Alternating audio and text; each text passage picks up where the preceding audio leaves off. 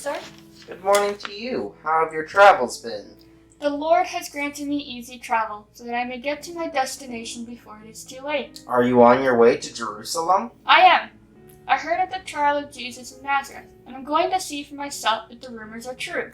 The rumors that they might sentence him to death? And death by crucifixion. Can't possibly that is to be true. Well, what are the chances? That is where I am going as well, and for the same reason. Oh, did you happen to be close to Jesus? Did you know him? Not really, but I did meet him once. It was the most amazing experience of my life.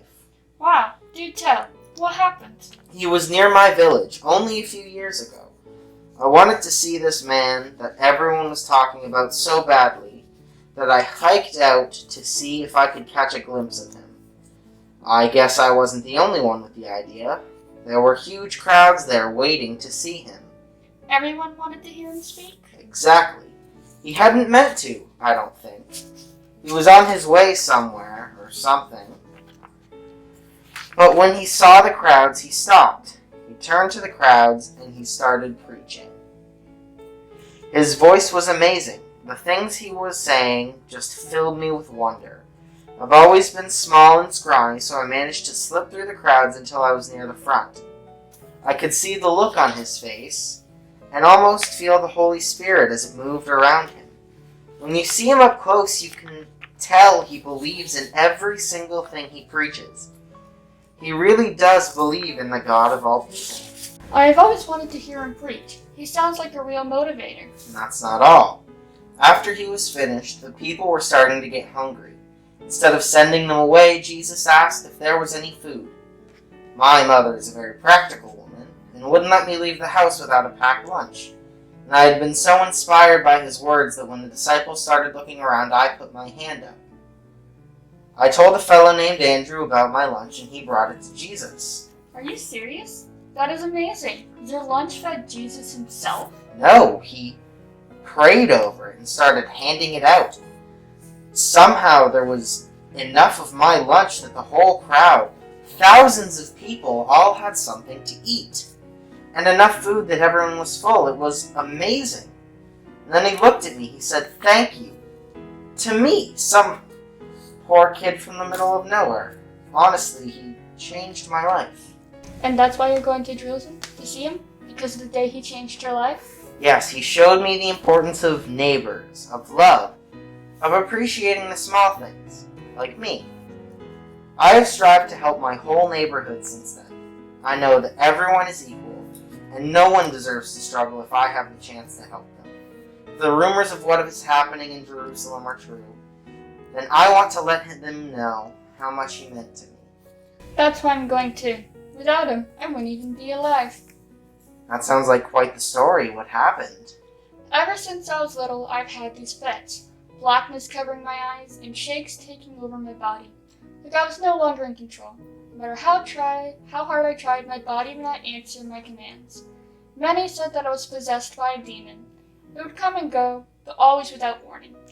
I could never go far from my home in case I lost control and the demon returned. That sounds terrifying. It made for stressful days, never knowing when everything was going to go sour, never knowing how long I had until the next attack. People in my village were scared of me. They wouldn't come close, and they were always telling my mama that she should have sent me away to die in the wilderness. Your mother sounds like a hero staying by your side. Yes, my mama never gave up. One day, she heard of the news of the man from Nazareth, Jesus, who performed miracles during his travels. She has a strong faith, and so she got herself ready to go into town. Before she left, I had an attack. I was on the floor, unable to stop my body from shivering, and my muscles started to hurt. They were pulling so tight. Mama was frightened. She didn't want to leave me like that, but she'd been waiting for this chance to meet Jesus for such a long time. I managed to say go to her, go to encourage her to follow the path that she had laid for herself. Did she go? She didn't want to, and she did hesitate. But eventually she did go.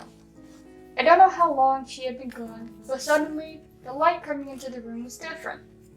It was this warm glow, like a ray of sunshine directly on me. It sort of settled around me and my body relaxed. The muscles stopped pulling, the blackness subsided, my shakes diminished. I knew right then that it was the Holy Spirit wrapping me in an embrace and removing that demon. When Mama came home, I was sitting up on the bed feeling better than I had in ages. She was so happy. As she told me the story of her meeting Jesus and how he said, "The demon has left your daughter," I knew it was true. I had never felt like before. He changed my life.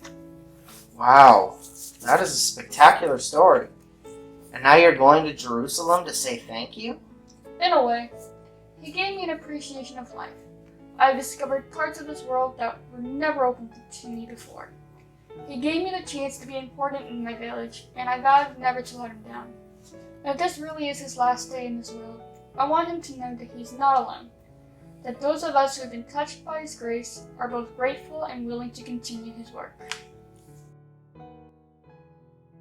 By the time the two young adults had heard of Jesus' arrest, he had already spent the night in prison.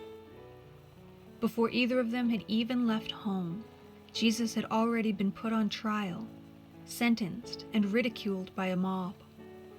Before they got to Jerusalem, Jesus had been paraded through town, carrying his own cross and mocked by the soldiers who nailed him up. When the two of them reached the edge of the city, there was nothing left to witness. Look up there, the cross. It was true. Jesus of Nazareth has been crucified. What is that on his head? Is that some sort of joke? And it looks like they've pierced his side, forcing him to bleed. I can't look. You were too late. We won't get to tell him what he meant to us. Or that not everyone is like the mob who forced this spectacle. Some of us believe in what he taught us. Look down there, at the base of the cross. That must be his mother. Oh, how terrible she must be feeling right now. I can't imagine. Maybe we should go and talk to her. Tell her about the legacy her son has left behind. How can the world ever be learned after an act such as this?